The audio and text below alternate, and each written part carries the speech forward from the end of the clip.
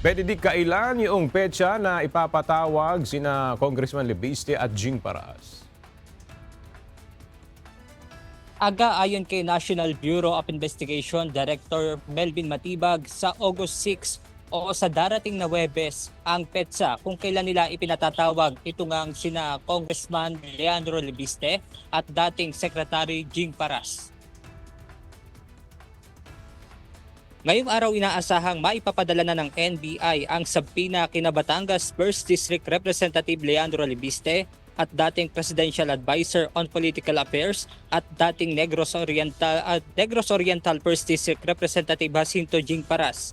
Ito ay upang bigyang linaw ang naging partisipasyon ni na Congressman Lebiste at dating Secretary Paras kaugnay ng umano'y tangkang pag-set up at character assassination laban kay Executive Secretary Ralph Recto.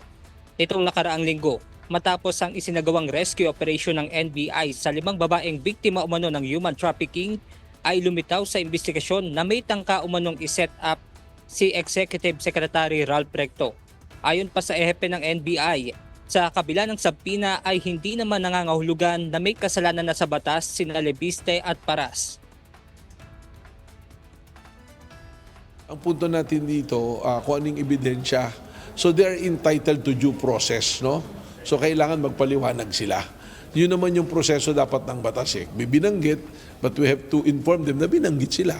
And the part of the due process is the investigation. So I encourage them to participate.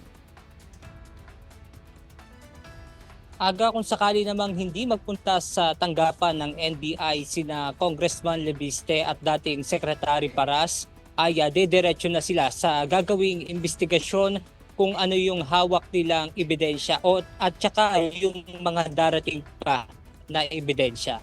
At yan muna ang ating update mula rito sa Maynila. Balik sa inyo dyan, Aga. Maraming salamat, Benedict Samson.